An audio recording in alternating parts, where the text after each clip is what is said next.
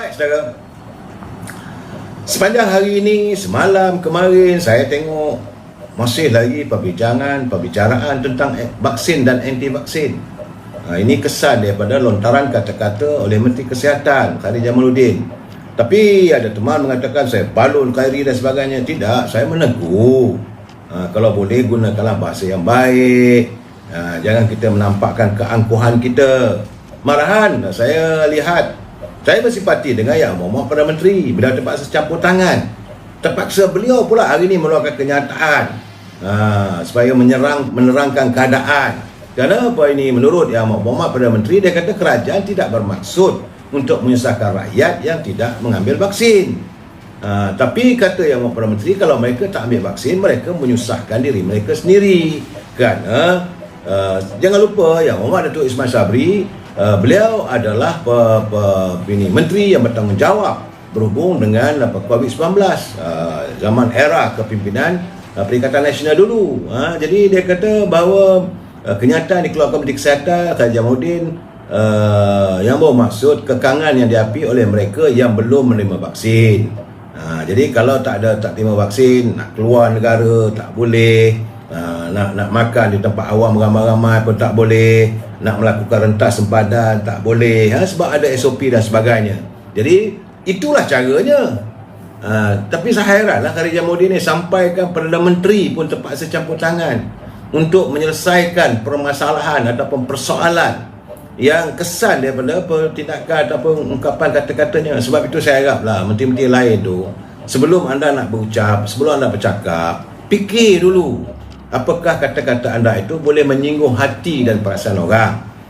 Ini rakyat saudara, rakyat ada ragam, banyak udang, banyak garamnya.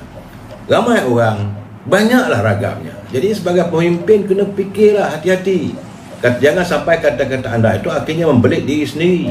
Saya bila bercakap soal ini,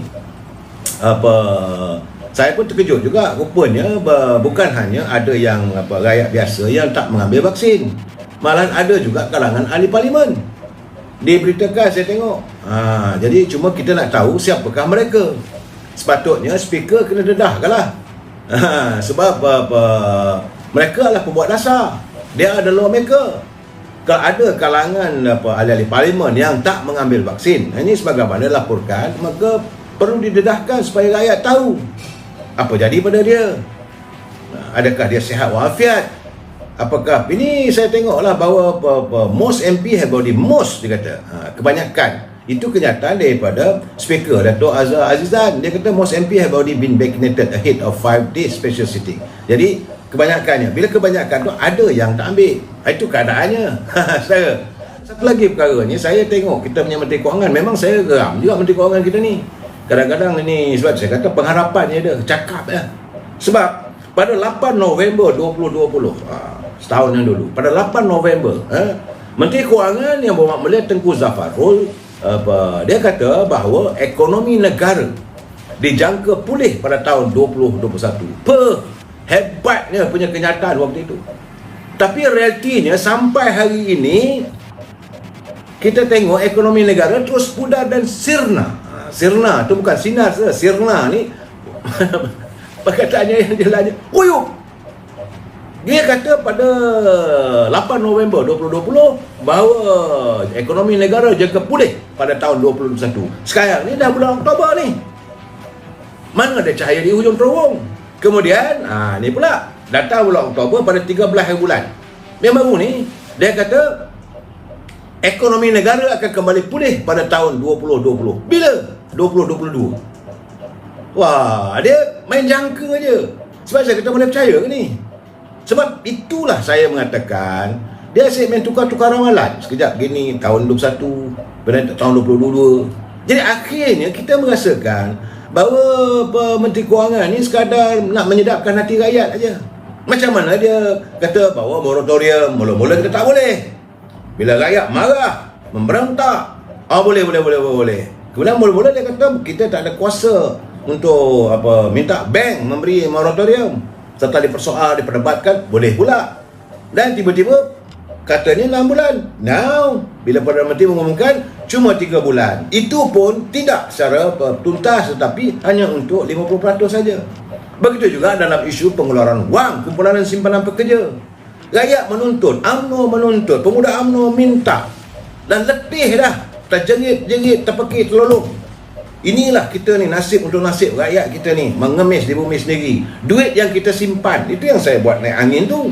Kita minta supaya bagilah keluaran sebanyak 10,000 saja.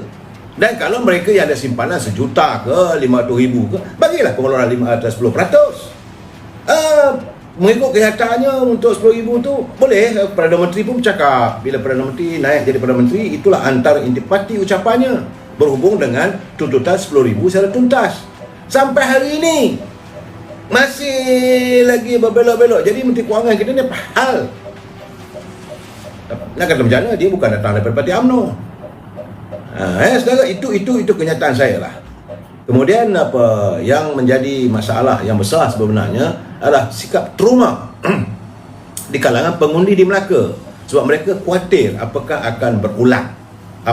akan berulang suasana di Sabah, di mana kesan daripada pilihan raya itu maka merebak semula jangkitan virus corona.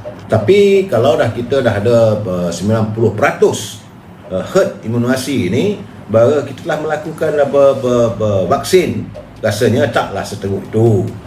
Cuma terpulang pada Suruhanjaya pilihan raya, bagaimanakah SOP-nya, bagaimana Majlis Keselamatan Negara mengatur supaya kita belajar daripada apa yang berlaku di Sabah. Di Sabah dulu tu bukan pasal apa, tak ada sebenarnya. Kerana bila mereka balik daripada Sabah sepatut kuarantin, tapi dibiarkan, tak ada kuarantin. Yang kedua, ada kawasan-kawasan yang ada merebaknya virus corona ni, macam kawasan Lahad Datu, dekat-dekat area Sempurna. Kawasan-kawasan itu tidak dikenal pasti ataupun dikuarantinkan sepenuhnya.